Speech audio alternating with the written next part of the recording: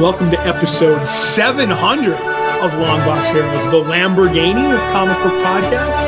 I'm Todd, along with Joe. How are we doing today, Joe? At episode 700, can you believe it? So, in one of my OCD moments, I have my little notepad thing that I do for the notes for the show and everything else like that, and time codes and whatever it is. So I have the thing that says episode 700, and we picked up the recording at 7 minutes in. Oh my God. So that wasn't planned or anything, but if you want those previous 7 minutes of me umming and humming and John trying to edit the After Dark, that's on the $100 Patreon tier.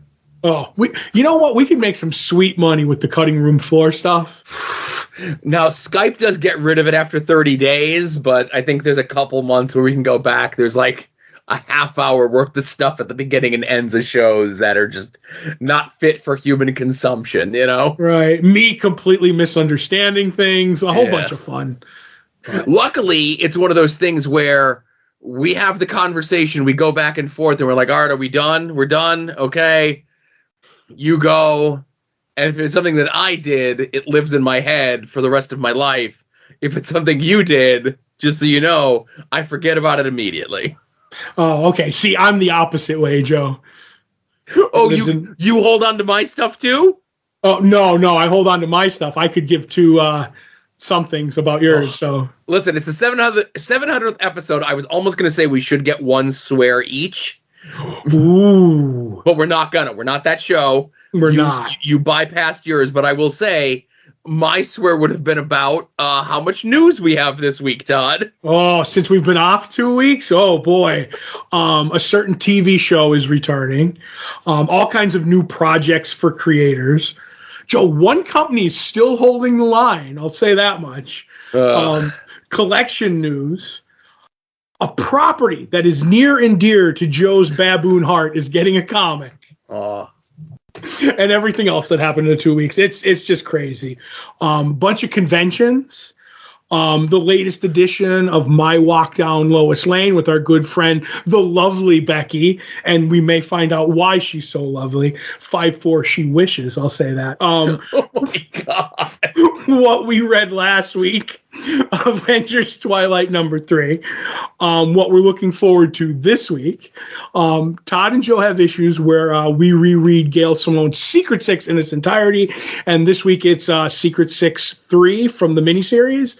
And I don't believe we have any shows or anything at the end until a show that we'll be talking about, right?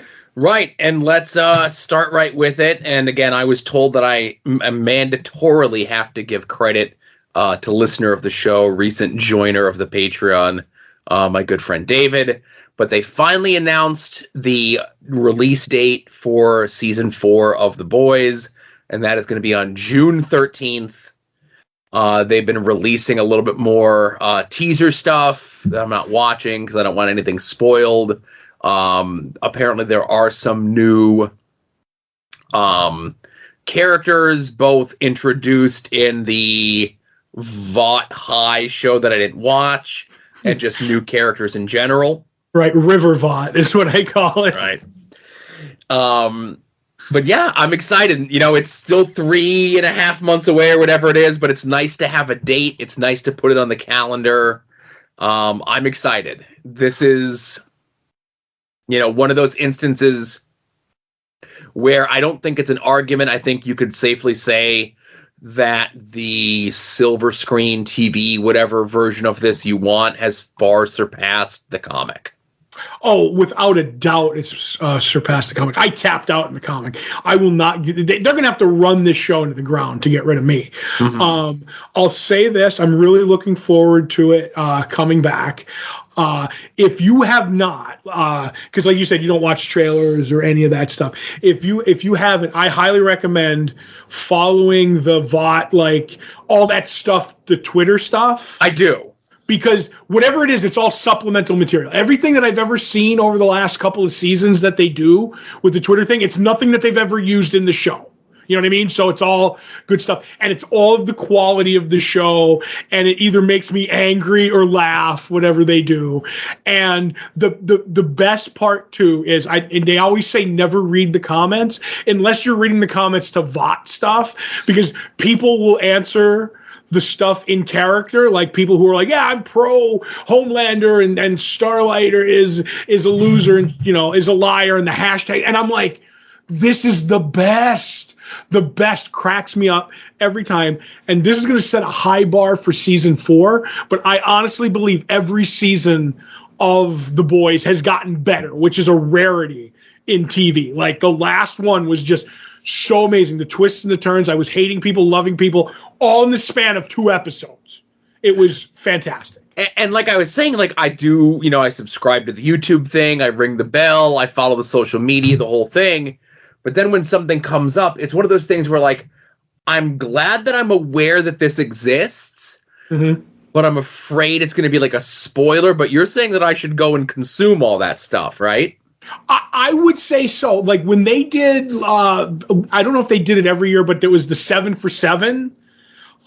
It was 7 shows. You know the guy who does kind of like the Tucker Carlson on The Boys, that character who's like, he's the news guy and he does the he's offended by everything that's against Homelander and roots for everything that is for Homelander. He was doing this thing. It was the 7 news bits in each YouTube video, and they would have like the actors come on and do bits, but it was just for the news program, if that made any sense. It does. And if they ever used footage, it was footage from the last season.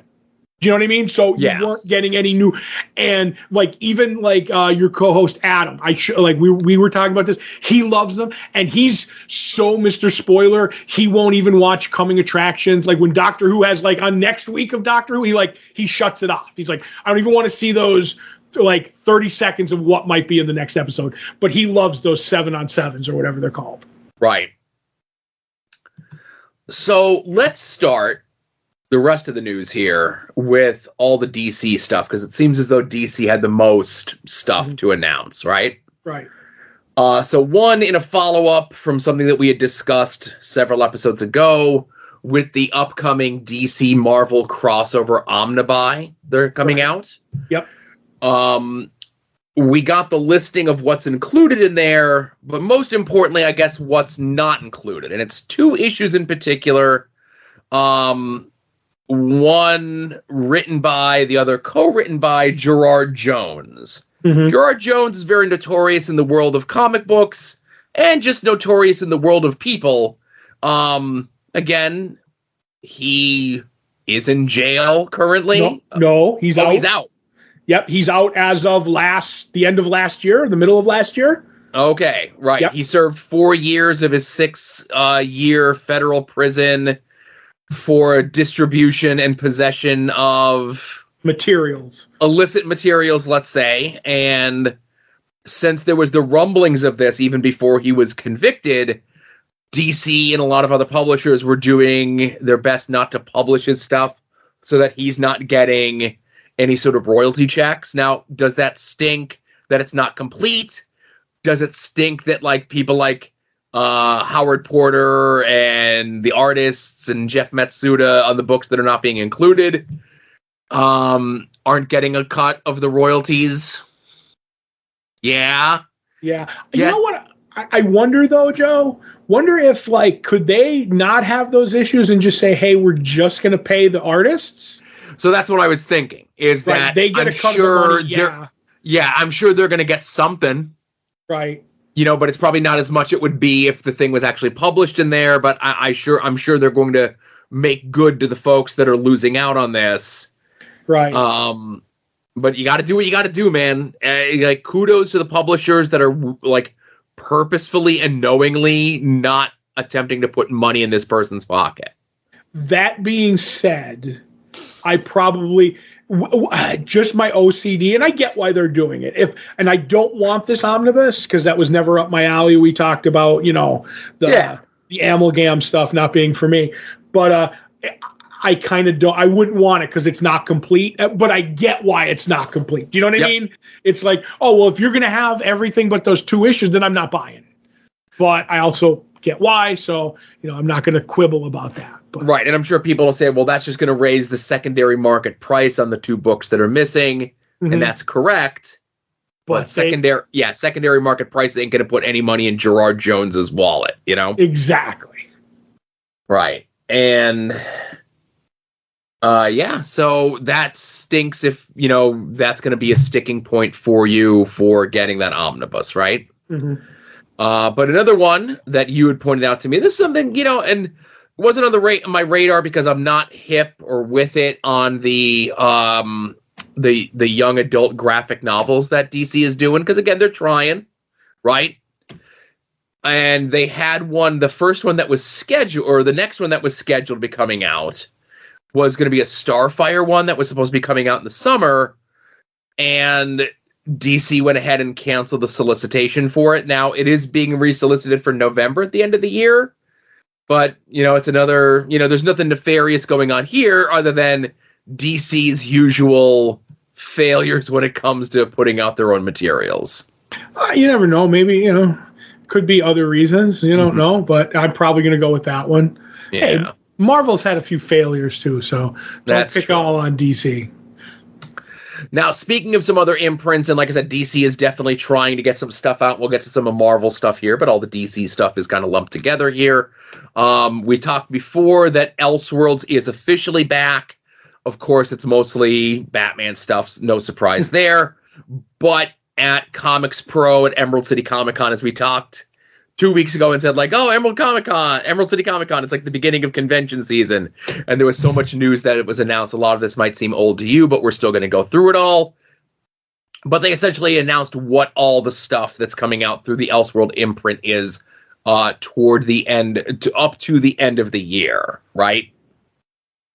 The only thing that I am interested in, with just like a little asterisk by it, would be them doing another run of Dark Knights of Steel, but without Tom Taylor. Yeah, I think Tom Taylor was the heart of that book. So right, and Dark Knights of Steel was more medieval times. This one by Jay Kristoff and Tirso Khans is going to be more Norse mythology sort of stuff. Mm-hmm. And, like the pitch for it is like the villain it is going to be Deathstroke. And I'm like, I enjoyed Dark Knights of Steel, but like I like Tom Taylor's stuff. I like the concept of this. Well, give it a look, right? We'll see how it goes. Were there any of them on the list there that stood out to you that definitely must buy, creative team, concept, anything like that? I mean... just because I'm a sucker for the art, the Batman, the Barbarian by Greg Smallwood, after doing Human Target, like I can imagine maybe that book would have a slightly different color palette than the Human Target. You know what I mean? Yes. I would get it for that. But as I'm not an Amalgam guy, I was never big on Elseworld stories either. So nothing really jumps out at me there. Gotcha. Another thing that DC announced is a imprint called DC's Finest, which is going to be collections of quote unquote affordably priced and comprehensive collections of main characters. Right. And it's essentially taking stuff that's been collected before. Hopefully they stick with the same trade dress and putting stuff out. And again, it's big guns. There's a Superman, there's a Batman, there's a Flash, there's a Wonder Woman, there's a Catwoman. And I like what they've done. It's like, here's Superman tales from the 30s and 40s. Here's Catwoman stuff from the 90s. Here's a more recent Wonder Woman run. Here's a 50s, 60s Flash thing. And here's Batman year 1 and 2 together in one collection. Mm-hmm. I like the picks. I like that they're going to be affordable. I hope they stick with the same trade dress because like they have the picture of them all there, And I like the trade dress.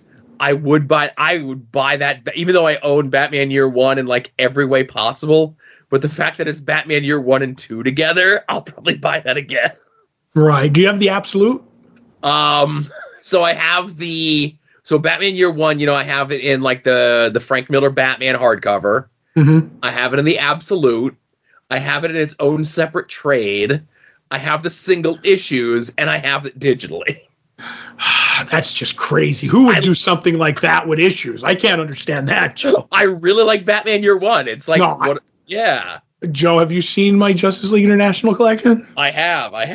But no, I get it. I'm with you too. I love the idea. To me, this seems like affordable omnibuy. Do you know what I mean?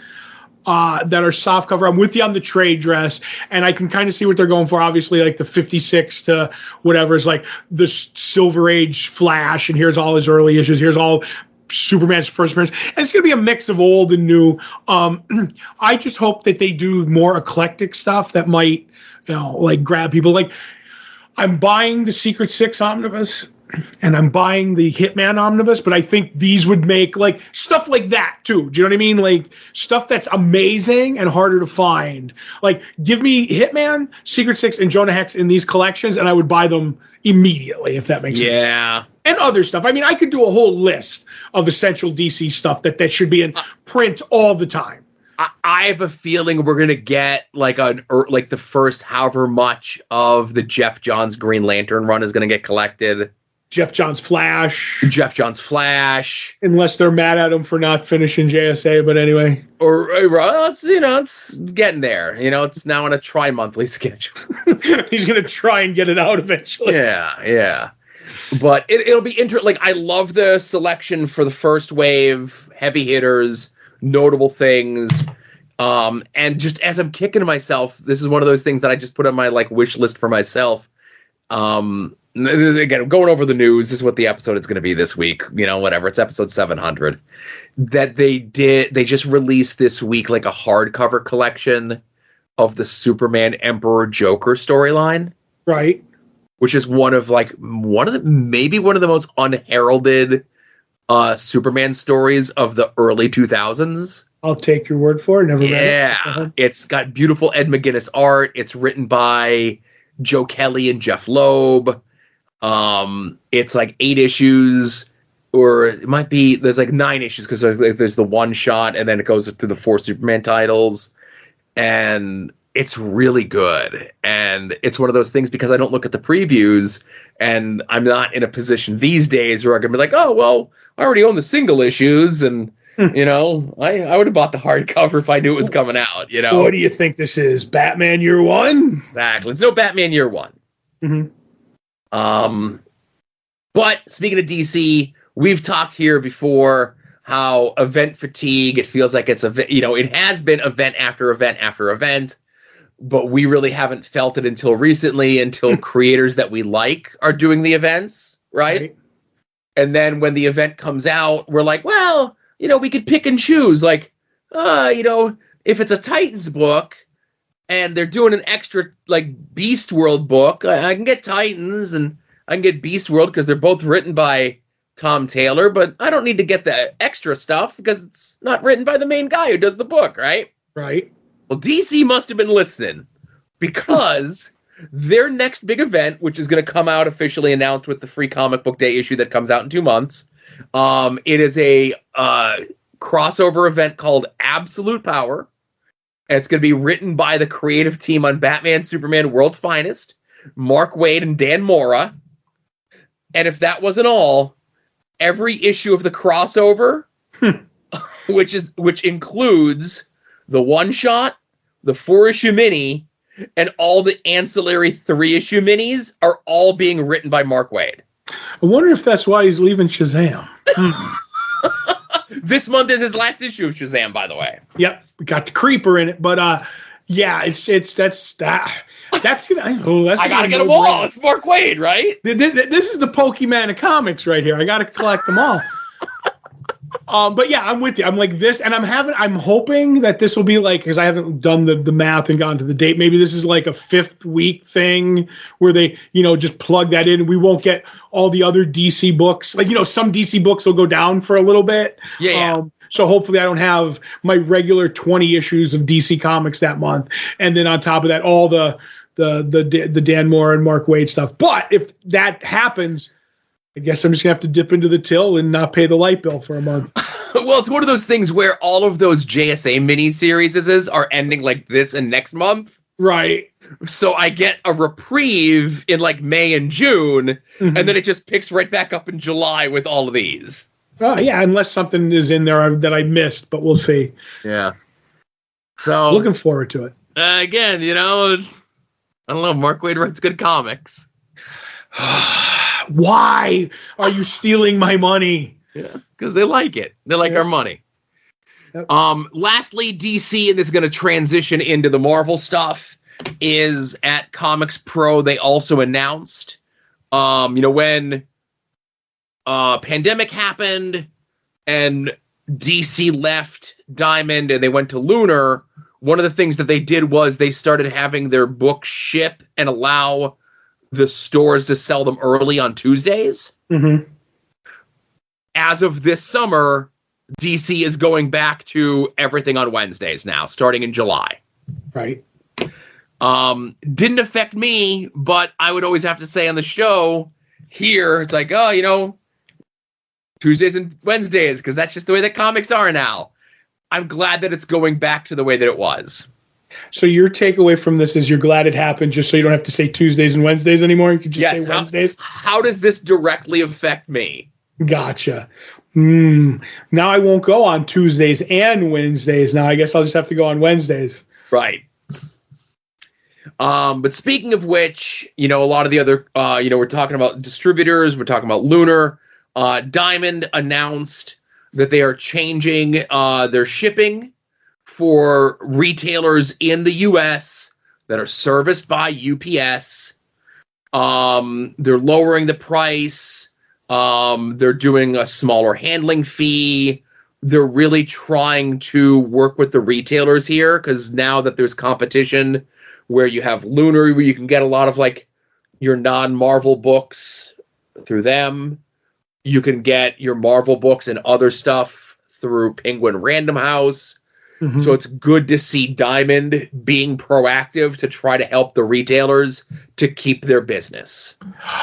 Yes. Now, are they trying to help the retailers or are they trying to not go out of business? Do you know what I'm saying? I just think it's not to help the retailers. Is that I think Diamond probably hemorrhaged customers with a lot of stuff, and shipping, affordable shipping could change all that. And bring people back into the fold and get more stuff from them. I don't know. It just seems like if Diamond wanted to do this years ago, they could have. But why are they doing it now when like all this competition is? Because they're hurting. I have no basis for that. I don't have numbers in front of me. It's just I'm just trusting my gut, Joe. It's ample, so I usually go. For sure, they're doing this for the reasons that you mentioned. Mm-hmm. But why can't they help the retailers by also helping themselves? True. I'm a pessimist, so I see the glass half empty. Right. Now, one of the things that they could have done, and we've said this before, and again, far be it from me to put Beckie over yet again. If they hired Beckie to teach their people on how to actually pack boxes so stuff doesn't get damaged, right? Maybe they wouldn't have to do this. Very, very true. Yes. And this is definitely like, why are they doing this now? Yes, it's because they probably lost customers, but it's also a bottom line thing. And Diamond is a big company, and it's not like they can make snap judgments and say, well, this company did this and we need to snap and do this. That's something that like, well, we need to wait to see how it plays out, and we need to see how it affects our bottom line. And we need to see if it's going to be this quarter, but maybe not this quarter. Maybe we need to look at like 6 months. And then, okay, we've got 6 months worth of data. Now we got to send it off to somebody else, and it'll get back to us the next quarter. Again, that's just a lot of times, unfortunately, how big business works. See, I don't know. This is Steve Jeppy. I think he just he's like the head honcho. You know what I mean? Mm-hmm. I think he could make whatever decisions he wants. He looks at the numbers and like do it, Right. But, you could be right too, so. Now, moving over to Marvel. Marvel's doing some interesting stuff here as well. Obviously the price of comics have been going up for quite some time. And there was a period of time where it felt as though a majority of Marvel books were creeping closer and closer, being all $4.99. Mm-hmm. And it looks like with the next month upcoming, it's split right down the middle. That half the books are $3.99 and half the books are $4.99. Now, at Comics Pro, Dan Buckley from Marvel said that they're going to be emphasizing the $3.99 price point. Now, I don't know if that means that they're going to try to figure out how they could price more books as $3.99 or make it easier to note which ones are $3.99 versus $4.99. No, I think it's to keep them $3.99, but go ahead. Yeah, I think what I think it is the books that are currently $3.99 are going to stay $3.99, and the books that are $4.99 aren't going to be going back down to $3.99. Pretty much, and or the $3.99 comics. I think they're 20 pages now, Joe. They'll be 18. That's what'll happen. You think so? Oh, yeah. I mean, they don't pass the savings on. I'm Mr. Anti-Corporate today. They don't pass the savings on to us. They just be like, you know what? We'll just give them less for the same amount of price. You get less candy bar for the same amount. You get less trash bags for the same amount. Well, it's fun size. There you go. So, but that's the way I see it coming to the day when we get a $3.99 4-page pamphlet. Oh boy. Now, other Marvel news, it was announced that there's going to be a one-shot coming out sometime this summer. Do we have a date on it? June of this year, entitled Uncle Scrooge and the Infinity Dime, which is right up the alley of our retailer, whose favorite characters in order are Uncle Scrooge, Man-Thing, and Spider-Man. I would put Swamp Thing in the middle there, too. Put okay. Swamp/Man-Thing. And Godzilla. Godzilla's up there, yes. And someone who will be contributing a story in that book is going to be none other than Jason Aaron. Mm-hmm. So, you want me to get an Uncle Scrooge book? You have Jason Aaron write a story in there. It'll be the first Uncle Scrooge book I ever bought, Joe. Same here. But it's the one time I'll forgive them for not calling them Infinity Gems. I completely understand for calling them Infinity Dime, and I'm fine with it. I was a sucker for DuckTales, I'll admit that. Yeah. But I never read any of the Carl Barks, which everybody, talks about, Scrooge McDuck's duck stuff. But Jason Aaron, he gets my money. So. And I want to clarify, at least according to the solicitation that's out there, I thought it was Jason Aaron was doing a story in it, but he's doing the whole book. That's what I thought. I was about to question that. So I thought it was multiple writers and multiple artists, but no, it is multiple artists, just one writer, Jason Aaron. Which makes it all the easier to swallow that book right there. Exactly. Now, another Jason Aaron project that I'll be tentative about is the Berserker book at Boom, which was the Keanu Reeves book. Right. But I guess whatever the next chapter that's coming out this year of the book, Jason Aaron's going to be writing that as well. Good for him. That's one that I think, we try to get all the creators that we like, all their stuff. But I never got on the Berserker boat, so I don't see me getting on it now. So it'll get me to, it'll get me to look at it. I hope Jason Aaron collects a big check. But I'm not putting money into Keanu Reeves' pockets. He'd made enough off of me from The Matrix. Oh, come on. He made nothing off me from The Matrix. I didn't ask for a refund. I just that is true. Video games playing Cowboys and Moo Mesa. Yeah, that's true. Now, the indie publishers, of course, were up to some stuff this week in the news as well. Jeff Johns with Ghost Machine. Gave kind of release dates and creative teams for some of the other books that are coming out. As we mentioned, 3 of the books are coming out this April. That's the Geiger book, the Redcoat book, Rook. The horror books, which is Hyde Street, are coming out in October. And the family, all ages, whatever stuff is coming out in November. Mm-hmm. And I think they announced some new creative teams on some of the other books as well. Right. But yeah, like I said, we read that first big Jam issue. I think from reading Geiger and Junkyard Joe and how Redcoat felt like closely aligned with that. It stinks that there's the 3 coming out all on the same day in April, but I'm glad that they're giving space for the other books to breathe. Right. I'll say this. I know I'm only getting 2 of the 3. I'm not a Rooks guy. But I do like the idea of the horrors coming out in October. That's just no-brainer. You know what I mean? Everything else, put it where it is. Give stuff the ability to breathe. That's what you want. You don't want to suffocate the market with all your stuff at once. And I'm with you. All 3 on the same day. There should have been a month for Jeff Johns' company. You know what I mean? Been like the first week, the second week, the fourth week, whatever. Here's one each of the books. But I think, something I always heard from marketing is you want to push as much stuff off the main rack each week as you can. If you're a bigger name like Jeff Johns, maybe you're not going to push DC, you're not going to push Marvel off the rack, but maybe you'll push Jason Aaron's, Scrooge McDuck book off the rack a little bit. Do you know what I mean? That's kind of what you get. I mean, even that's a Marvel book, bad analogy, but you get what I'm saying. Right. And another one, a publisher I had never heard of, Battle Quest, announced that this year they're going to be doing a new book from Bill Sienkiewicz and Brent Anderson. Right. Of Brent Anderson and Astro City, right? Yes. Cool beans.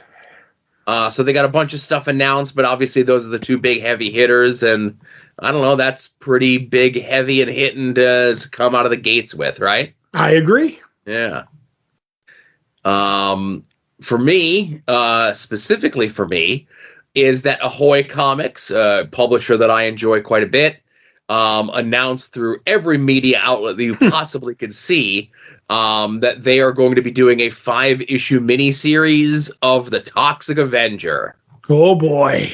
And it's a creative team that I'm unfamiliar with, Matt Bors and Fred Harper, but I'm aware of a Toxic Avenger book, so I will be getting a Toxic Avenger book.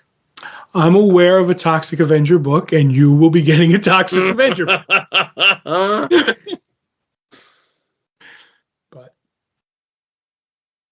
And lastly, but not leastly from the news, and like I said, there's been a lot of news, that Skybound and Oni Press been making some big moves lately. They are going to be part of a grant program to get paid trips for librarians to attend San Diego Comic-Con. Right. And I would like to announce my career change of becoming a librarian. Yes. So you got until the 1st of April to get your registration in. It's going to cover your admission to the convention, travel, hotel, meals, up to $3,000. And then there's just here's a bunch of conferences and panels that as part of it that you need to go to. Right. And I think that's a great thing. Obviously we talked before about the young adult novels, DC doing a push to try to get their stuff in more and more places. And an oft overlooked place that people can get comic books is the library. I totally agree. As someone whose disposable income is fancy low-run print T-shirts of professional wrestling and comic books, I never had to rely on the library to get stuff, but a lot of people I know have. And, I think what's the Hoopla is the digital platform. If you have a library card, you can get digital stuff of regular books and graphic novels and movies and all sorts of stuff like that. Right. I believe so. And a lot of that is stocked by whatever your local library is based on wherever you got your library card.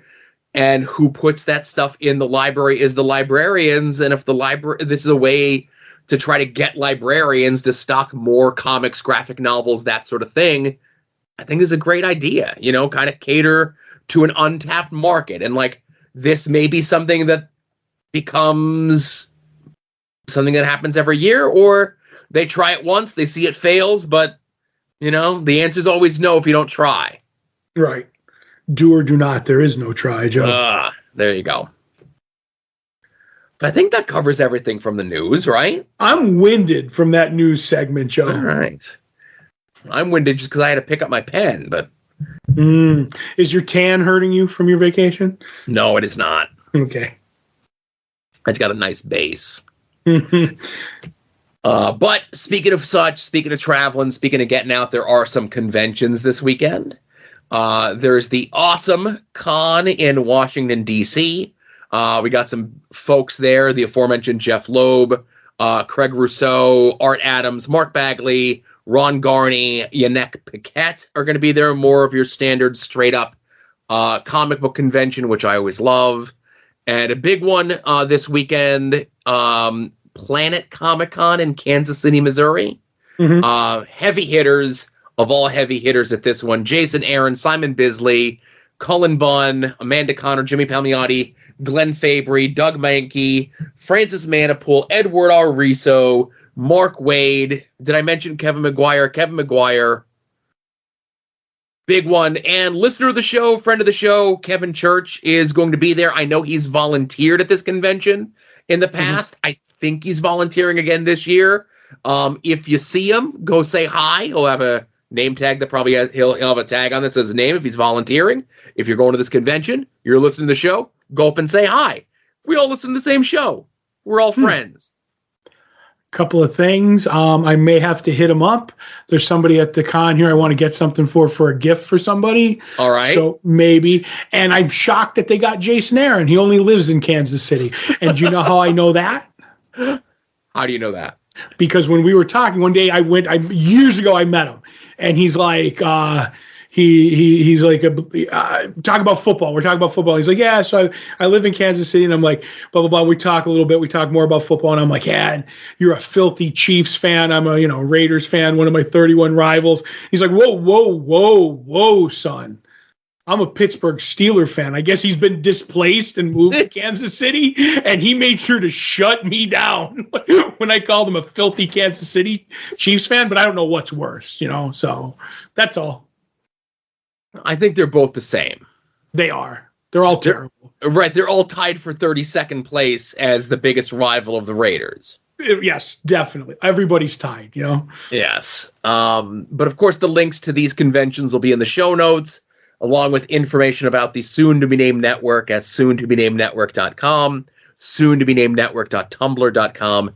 Anytime any of the shows go live, of course, you could find them on their own individual feeds through the podcatcher of your choice, at their own individual websites, if that's how you get your podcast. But, of course, everything's in one spot at soon-to-be-named-network.com, and that includes, but not limited to, of course, this show, Longbox Heroes, Longbox Heroes After Dark, Wings on Wings, Puzzle Warriors 3, Profane Arguments, Hayabusa, We Need Wrestling, Porch Talk, Final Wrestling Place, At Odds with Wrestling, and I think that's everything. I believe so. And anytime any of these folks show up on other shows and they let me know that they did, I could certainly link them up so you could see and hear all of your favorite soon-to-be-named network hosts and hostesses wherever they may appear. Mm-hmm. You can also check out our friends in and around the internet and everything that they're up to, like our friend Mike Sterling and his blog, progressiveruin.com. Our friend Kevin over at helionsteam.com. Rick Williams of the Chop Shop at freekaratechops.storeenvy.com. Jason Sandberg's self-published Jupiter is available a la carte with a variety of options to go along with the book over at his Indiegogo page. Chris Runt, longtime listener of the show, his self-published book Battle Monsters is available over at fortressofcomicnews.com.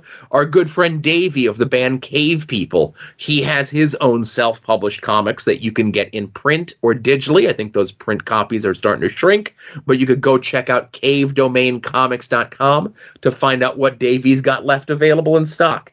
Mm-hmm. And of course, if you do not have a comic book store in your area, or you do not have a good comic book store in your area, let our store be your store. Comics on the Green. Go sign up for their mail order subscription service. Get your books mailed to you weekly, bi-weekly, monthly. And if you do, there's a chance that you can get a sketch on the package from our good friend Beckie, who we're going to turn things over to right now for her walk down Lois Lane. Welcome back to my Walk Down Lois Lane. Let's take another detour this week and discuss the unsung heroes of the girl comics. So I think all of you have picked up on my love of romance and classic girl comics by now. I adore them for several reasons, but the top of my list has to be the advice/the letters pages. So, advice columns started out the same way the romance ones did, with Young Romance, the Crestwood ones by Simon and Kirby. There were suggestions by a Charmaine on things girls should do to be lovelier, and advised girls to do things such as use deodorant and not speak when a man is talking. But as romance comics took off, so did the advice, and a lot of comics featured iconic characters who would answer questions like, what do I do if I have 2 dates to the dance? And I'm 13, my parents don't approve of my 27-year-old boyfriend, help me convince them it's true love. There is a disproportionate amount of those. There's a lot. Actually, side note, my favorite letter is from a 14-year-old French girl upset that she was 5'4" and already growing taller than her inappropriately aged boyfriend. She had heard smoking would stop her growing but wanted to clarify. I can personally confirm that if you smoke at 14, you will stay 5'4". Some of the champions of the letter pages were Susan Says of Marvel's My Love, which is also our love story. The real Susan was Susan Loeb, a Girl Friday around Marvel's office. A Jeanette Copeland, who wrote for 7 of Charlton's comics, including Hollywood Romances and Teen Confessions, didn't actually exist. Most of these were written by lower-level office people pretending to be Jeanette. A Julia Roberts, no, not that one, Paige Peterson, and Laura Penn of Young Love and Young Romance, which were the DC era. Paige gave you the do's and don'ts of dating, and Laura was so popular she often had updated looks and were featured in sequential stories in comics to teach the girls that you can be independent if you need to be, and to answer questions from the stories she starred in. But it wasn't just the women who advised readers. Straight as an Arrow, Dr. Harold Gluck, and hippie freebie Buck Mason were 2 of Charlton's male columnists, helping teens with their troubles. However, the most iconic of them all, my personal favorite, was Mark the Chauvinist from Mark on the Man's Side, who first appeared in Young Love 90 from 1971. He was created to push back against the women's liberation movement and would purposely troll the letters pages to make the readers insane. He was so popular, they frequently featured him on the front cover, and even boys would write in to seek his wisdom. He would tell women the liberation movement makes them ugly, women should be making him a sandwich, girls unsure of how they look in bikinis should send in pictures, and even asked out a couple of readers. In his defense, he would give solid advice to girls in actual trouble. He would just do it in a really, really mean way. Readers love-hated him so much, DC gave us his twin brother Paul, a gentleman who believed women should vote and gave kind advice to lovelorn readers. Fun fact, both Mark and Paul were written by Byron Prius, and the photo they used for the banner, which was the exact same man, except Paul had a drawn-on mustache, were a picture of Swamp Thing letterer John Costanza. He has insisted he had nothing to do with it, they just shoved his face up there. I found an interview where he seemed really annoyed by it all, and that makes the fake mustache on Paul even funnier to me. So, if you find a romance book back issue diving, there's a solid chance you'll see an advice page inside. Definitely read them, and you too can learn to be lovelier and find a boyfriend to take you to the dance. Tune in next week and we'll go back to some Lois. Thank you again, Becky, and of course, I'm endlessly fascinated, not only by the Lois Lane stuff, but of course the adjunct of the romance comics, and of course the adjunct of the letters pages of those romance comics essentially becoming an advice column. Yes, glad to see trolling goes all the way back to pre-internet days, Joe. Right, and again, you people today with your anonymous Twitter handles, you don't know what it was like back in the late 50s and early 60s, where to really stick it to someone, you had to put pen to paper, put that letter in an envelope, buy a stamp, and then hope it gets printed in 2 to 3 months in your favorite issue of, whatever. Yeah. Yeah. Now, Joe, and you had to lick the envelope, which was disgusting. And stamps weren't self-stick. You had to lick those back in the days. I could still taste envelopes from years ago to this day. That's all I'm going to say. Todd, I'm going to let you in on a dirty secret of mine. I love licking envelopes. Oh, I'm more of a window guy, but anyway. Oh, my goodness. My wife when she has to seal envelopes, she goes and gets like a sponge or a rag and wets it, and then dabs the glue and then presses it. You know, Wait, and I'm like, wait a give me minute. that thing. Wait a minute. You're still buying envelopes that you have to wet? Yeah. No. Now, so in the office here to my left as we record is like our little like mail station, right? Where like our envelopes and packing stuff is and printer and all that sort of jazz. And we have no less than 5 different sizes of envelopes. And of those 5 different sizes of envelopes, 2 of them are self-adhesive. You just pull the strip and you're good. Right. But the other ones we must have bought in bulk like 15 years ago before that was a functionality of envelopes. Right. So, you know, when that comes up, got to use those up first. And when you said your mail station, I almost did the joke from Three Amigos, but I didn't. No, thank you. How could you tell? Right. But that being said, inspired by Beckie talking about the advice columns, we're going to open up for 1 week only the At Odds call-in line. Right. If you have an advice question for Beckie, we're going to get them to her, and then she's going to answer your advice for the lovelorn or whatever problem you may have, right? Maybe you have multiple dates for the upcoming dance, right? Right. Maybe you want to stay short. Who knows? Right. Or get shorter or something. Give us a call, 570-846-0897. The thing will cut you off after 3 minutes, and just say at the beginning that it's for Longbox Heroes or Beckie or something, so I don't accidentally play your call on At Odds this week. Yep. But that being said, keep it clean. Keep it respectful. I will screen the calls, of course, beforehand. I don't screen the calls on At Odds, but I will be screening these calls. We can't have people going off. And she has the right to refuse any call. So yeah. So just one more time, like I said, I don't know if we're gonna open up the lines for 1 week. We'll figure out because I got to get the calls to Beckie, and then she has to record whatever she's gonna do. And I'll say this: 1 week, unless it's a really good bit. Yeah. And I dropped the piece. Oh, there it is. I was gonna say I dropped the piece of paper. Yeah. No, that's not it. All right. I don't know what the number. Hang on. Can I find the number here? There was other important information on that Post-it note that fell on the ground and has disappeared. Oh, no. This is my life, Todd. What can I tell you? Right. So while I'm looking for the number.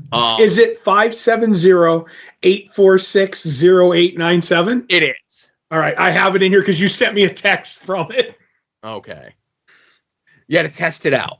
Yep. All right. So, hey, Todd, let's get into what we read from this past week. I'll let you start as we talk about Avengers Twilight #3. Right. Written by Chip Zdarsky, art by Daniel Acuna. This takes place, in the future of the Marvel Universe, and heroes are basically outlawed. Basically, everything's being run by the new Avengers, by Tony Stark's son and Jarvis's relative, I forget his name, who's secretly the Red Skull.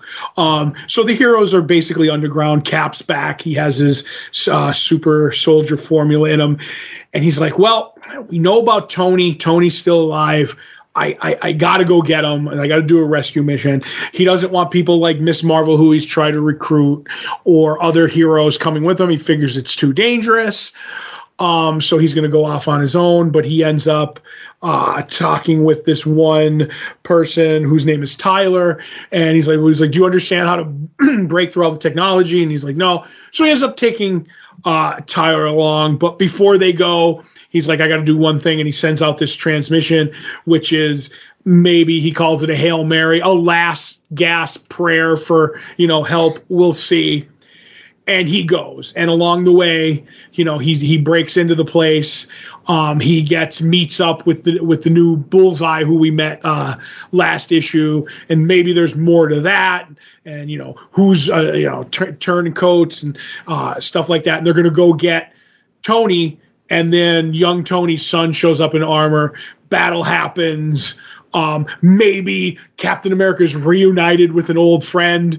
And then I will say this, I don't want to spoil the last 2 pages, but when everything, aligns and maybe that Hail Mary comes into play, I got goosebumps the way it was done. I thought that was a really great ending to this issue and immediately made me want issue 4. I'm having really fun with, I love alternate future, Old Man Logan kind of stuff, even though this isn't that. Kingdom Come kind of stuff. Future alternate timeline stories I'm a sucker for. And this one just keeps getting more and more fun for me. And I really liked how this issue played out. Right, it's really well done, and it should be no surprise Chip Zdarsky is a very good comic book writer. He's kind of been a quirky individual for a good chunk of his comic book run, and he still does a lot of that stuff. Sex criminals, and even before, he's done crime stuff, he's done horror stuff. But, he's really, over the last couple of years, whether it be Batman, of course, Daredevil, and now this is really coming to his own, as mentioned, as a superhero person. So many good bits in this issue. We mentioned before about the new Bullseye, and there's the bit at the beginning where Bullseye's commanding officer is chastising her for not taking the shot, right? Mm-hmm. And then we get a follow-up and a payoff, if you will, to that. And the way that Cap, cool under pressure, calm, deals with the issue and is talking and like, listen, you're a soldier. I'm a soldier. I completely understand. You're following orders. But at no point is Cap trying to physically disarm Bullseye. He's trying to verbally and mentally disarm Bullseye, which I thought was great. We get the bit where, of course, I don't know if we've mentioned it, but it's 3 issues into a 3 or 4 or 5 or whatever issue miniseries this is, that Tony Stark is essentially just a head in a jar at this point. Right. And his son, James Stark, and I so bad just want to call him Jimmy, right? Ugh, right. Like, there's the bit, of course, is James Stark and Steve, Captain America going back and forth, and he's calling him son, and he's like, Uncle Steve, and blah, blah, blah, all this stuff back and forth. I so bad want a moment in this when Cap calls him Jimmy. So, and it wouldn't be disrespectful from Steve. No, but it would be disrespectful. Do you know what I mean? Because it would be sincere from Steve. Yes, but Jimmy would hate it. And this is the first time that Jimmy finally decides. I'm calling him Jimmy because I'm disrespectful. Jimmy finally decides to don the Iron Man armor, and we get a good bit out of that. And as Todd had mentioned, before they go off on the mission, Steve is like, this is my mission. I have to save my friend. And the one kid, Tyler's like, well, you're not going to be able to block the comms. I can. And Steve's like, you can't go this far because it's too dangerous. And again, I'm like, okay, I see the little bit of a telegraph that, like, this is going to be the person that's going to be put in peril, and Steve's going to have to rescue him, which is fine. Listen, predictability is not a bad thing when it comes to storytelling. But I did like, and I don't want to call it a fake out, right? But we mentioned as they leave, Steve sends out like a distress signal, or he sends out, I forget exactly the verbiage that he uses for it, right? Hail Mary, a code or whatever. Yeah, like whatever it is, right? Mm-hmm. And then we get the bit at the end where James Stark essentially like blows up the raft. And that's what kind of causes Steve to like, well, I got to save this, then I got to save this. And again, no spoilers because it's right on the cover, but Miss Marvel shows up, right? Mm-hmm. And I'm like, oh, that's when they gave away the big moment here at the end, right on the cover of the issue, Right. And then they didn't, because then there was a bigger thing that happens. Mm-hmm. Yeah, so really good storytelling in this. I forget how many issues this is. I don't want to Cardiff you here, but no, that's not what he does. Give me one second. It is a 6-issue miniseries, right? Mm-hmm. And Cap uses the one phrase that I'm a sucker from a hero every time is "no one dies today." Yep. Like, it may not work out, and I understand, you can't save everybody. But the rule is I'm trying to save everybody. And Joe, I legitimately pop every time a hero, and especially like a true blue hero like Cap, who means it. Nobody dies today. And a side note, like in Jay Garrick's Flash, like he does the same thing. And I'm like, Jay's another guy. He says nobody dies today, and nobody dies today, Joe. That's what makes you a hero. Exactly. Yeah. And, Cap, Jay Garrick, Superman, whomever it is, those are the heroes I'm going to gravitate to more often than not, Right, yep. I mean, I do like a good Secret Six, but, that's the outlier. Yeah. So that's what we read from this past week. Like I said, I was on vacation. I didn't get a chance to read everything. Not that it was a big week, but it was a big week in news. So that's where we made our decision there, right? Right.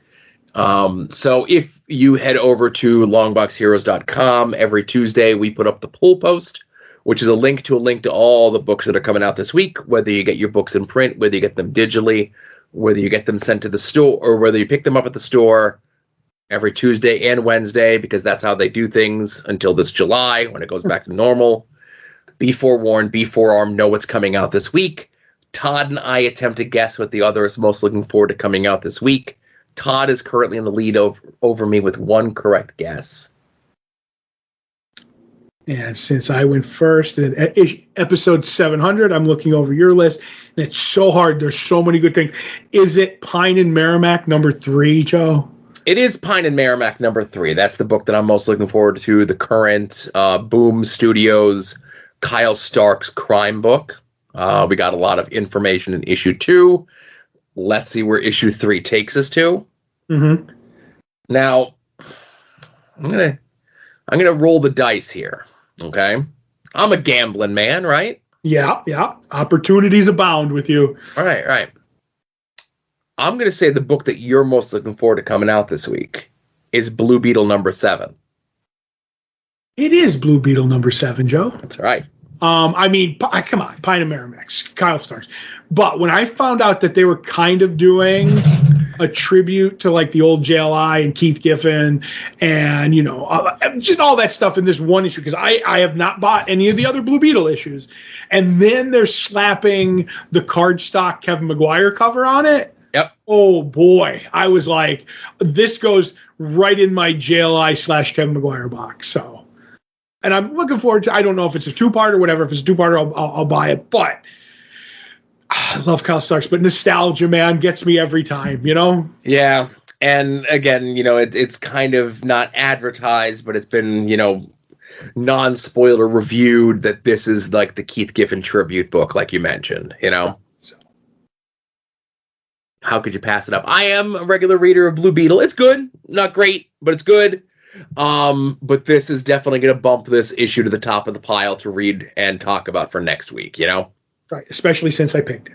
Yeah, especially since you picked it. Well, I don't have to talk about the books that you read, but, we always try to. We do try. So while you're over at longboxheroes.com, of course, you can check out past episodes of this show, past episodes of After Dark. But, of course, you could also check out with us 2024's Todd and Joe Have Issues, as we are rereading all of Gail Simone's Secret Six. We are into the first miniseries, which is going to later roll into an ongoing before we get some issues of Birds of Prey in there. But right now we are in issue 3 of the 2006 miniseries, of course, written by Gail Simone, with art by... And again, forgive me that I don't know the artist's name off the top of my head. Brad Walker and Jimmy Palmiotti. There you go. So what was throwing me off that I was thinking it was a different artist was because I wanted to check issues 1 and 2 here again, because it feels as though the colorist is different on this issue. Could be. Yeah. Like, this issue has a lot more bright and vibrant reds and purples that the previous issues did not. And I don't know if that was an artistic choice or this is just something that I'm noticing for whatever. where like the previous issues felt a little bit more drab. And I don't mean that in a negative way, but it felt as though there was like more browns and yellows. And whereas this issue feels as though there's a lot more vibrance. Right. I will say this. It's been Paul Mounts the whole 3 issues. So okay. Now, to be fair, it might have been an editorial edict because there's a couple creators that I've known and talked to over time that like in 2 issues or 1 issue, they completely changed the coloring. Because I remember talking to an artist, and I won't mention who it was. They're like, oh, they did this and I colored it.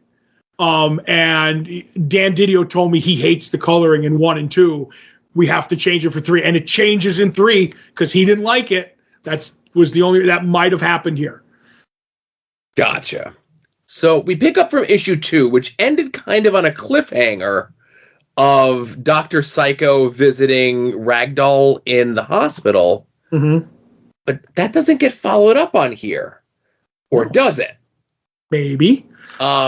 This issue is very Ragdoll-centric, very Scandal-centric, and very Knockout-centric. Right. At this point, 7 issues of Villains United, 2 issues of Secret Six. Deadshot, Catman. Not to say that we don't get a little bit of them, but I feel as though we get a lot more dialogue from Ragdoll in this issue, which, I mentioned before, in a different world, in a different timeline, in a different something, if just the cards kind of played out right, Ragdoll coulda, shoulda, woulda been DC's Deadpool, like the way that we think of Deadpool today. Could have been, yeah. Right.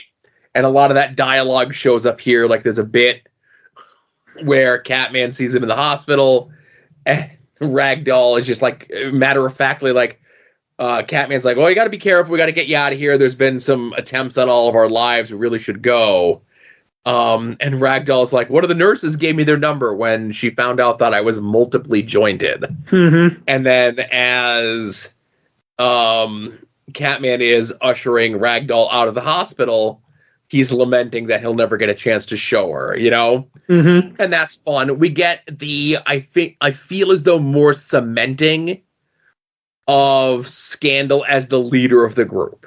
Right? Definitely, yeah. Like, if there was question before, there is no question now that she is the leader of this group, and obviously the impetus for what's happening here comes to her in a dream, in a vision, in a something from her father, Vandal Savage, essentially saying, like, your mother was the only mortal I ever loved, so it's up to you to continue our bloodline on. I'm choosing for you to be with Catman. And of course, even in her dreams, Scandal is very against this. And she has this information from the dream, the vision, the whatever it is, that it possibly, definitely, maybe is Vandal Savage, who's setting up all the other members of the Six to be killed, but she doesn't let them know that. Right. I feel definitely it's less of a dream, more of a mental message by Savage somehow. Yes, definitely played as a dream, though, of course. But yes. No, right.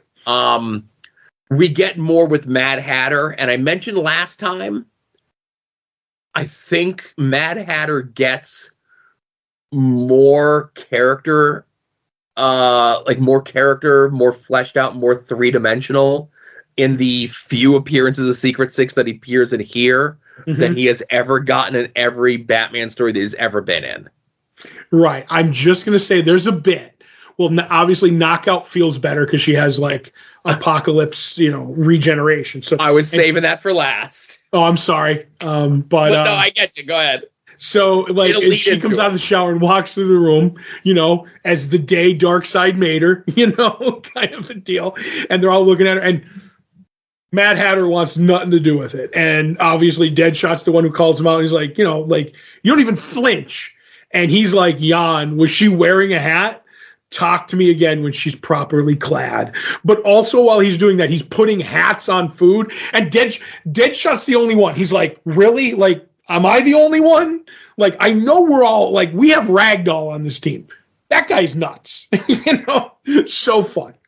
Right. And there's the bit where, as you mentioned, Mad Hatter is putting hats on all the fruit, and he says, I never eat anything uncapped. What were we talking about? Was it hats?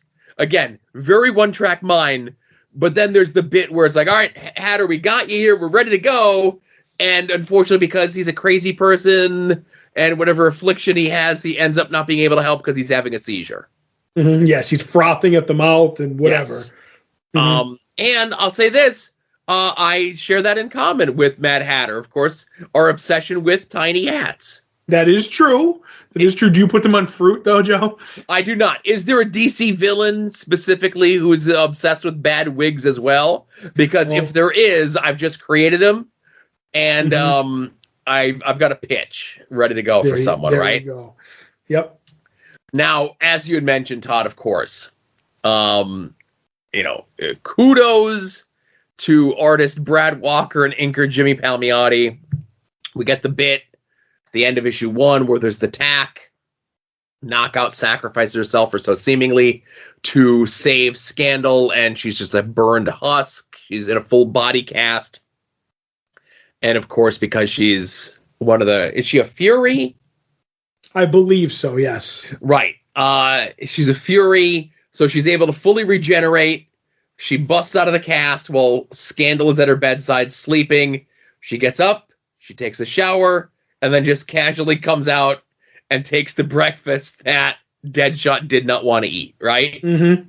And in doing so, we get a full body shot that I don't know how this shot got approved by the Comics Code, if the Comics Code is still a thing.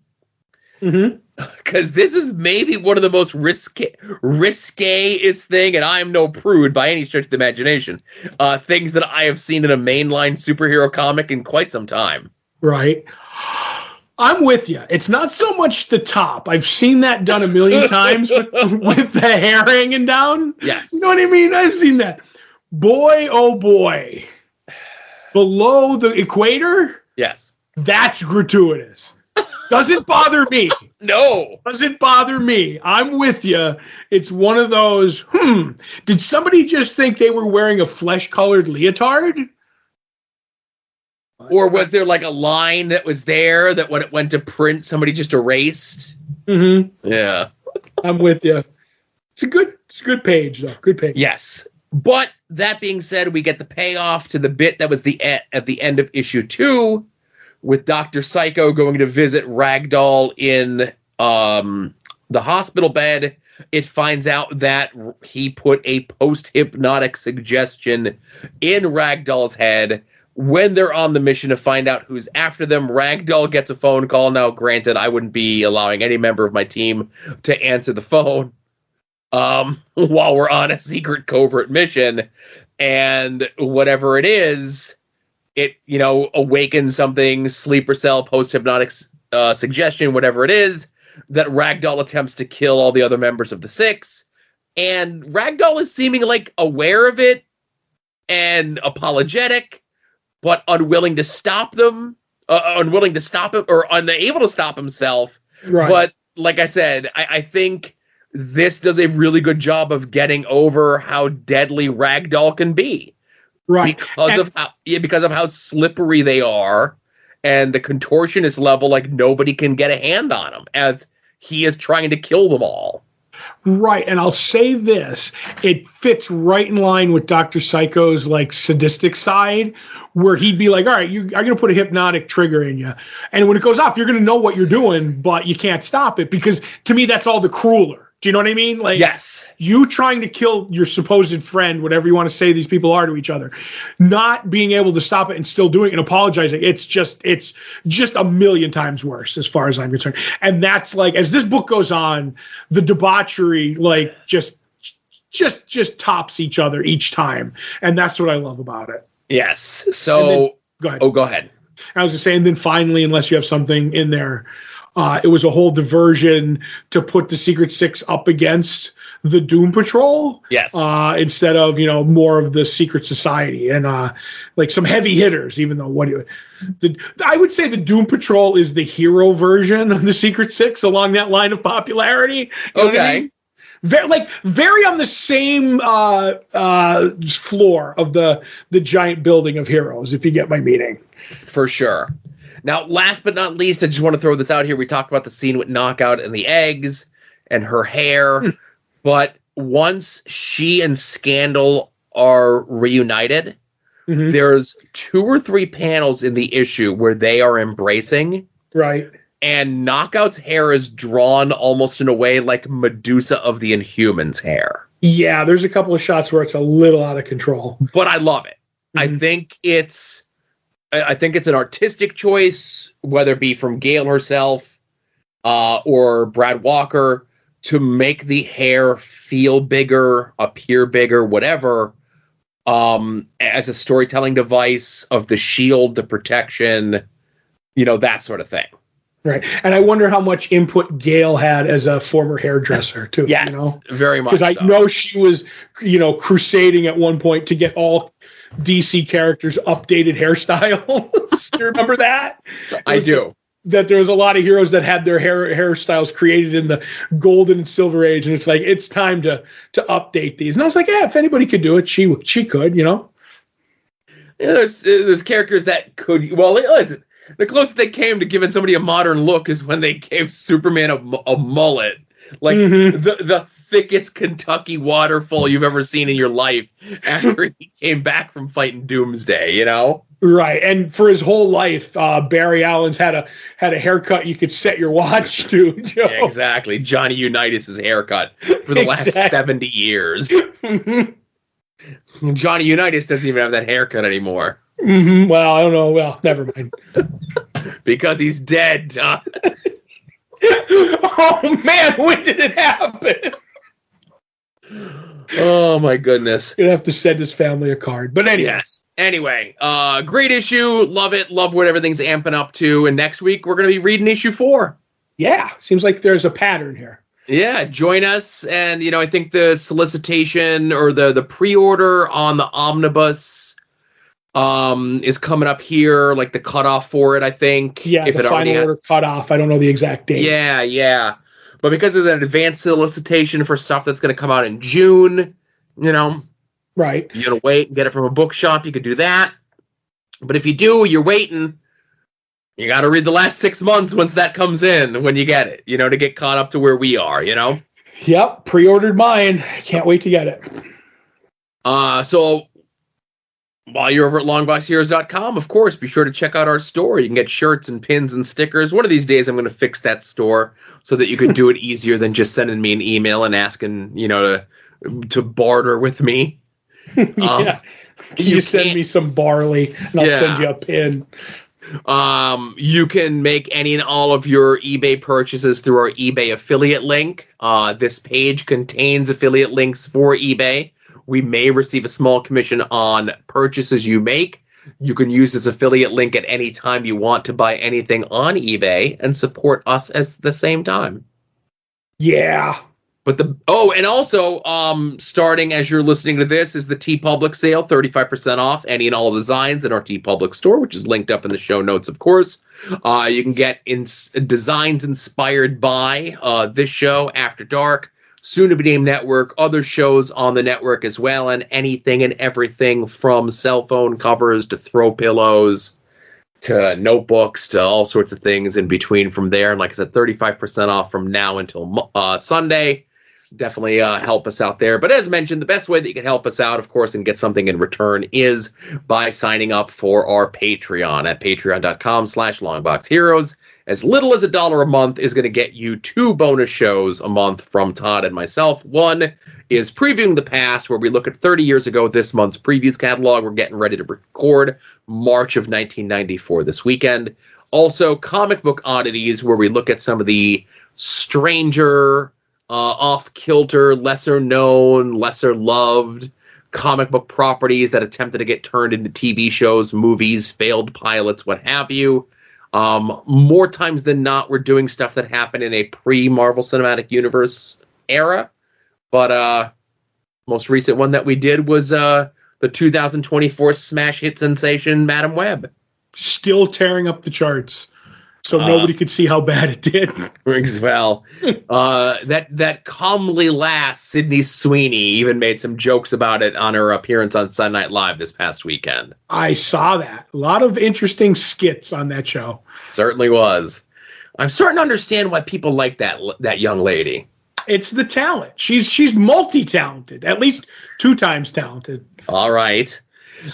You could also get access to our Discord through the Patreon. You could get access to the preview catalogs, full scans, expertly done, high quality, to all the previews that we talk about on Previewing the Past, going all the way back for the last 4 years. We've been doing this for a long time, Todd.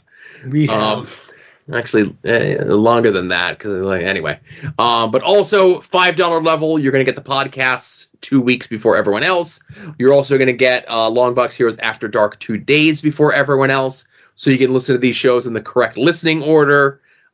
This week is my adventures on the cruise from last week. So many adventures. Yeah, at least 2.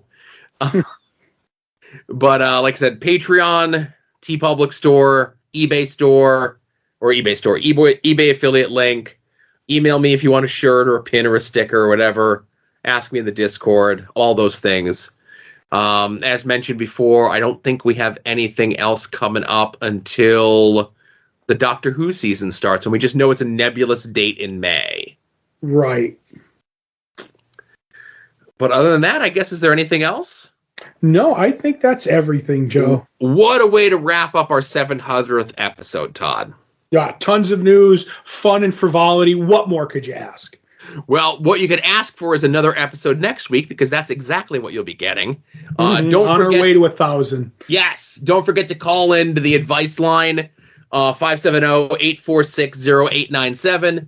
Have your advice handled by the expert herself, Beckie. And, thanks for sticking with us, whether you've been with us going all the way back to the Three Guys from Nowhere days, or if you're a new listener. We appreciate your continued support, patronage, listening, sharing, everything of the show. Yes. And for Todd, this is Joe saying here's to 700 more, and we'll see you next week. Remember, be a faucet, not a drain. Woo!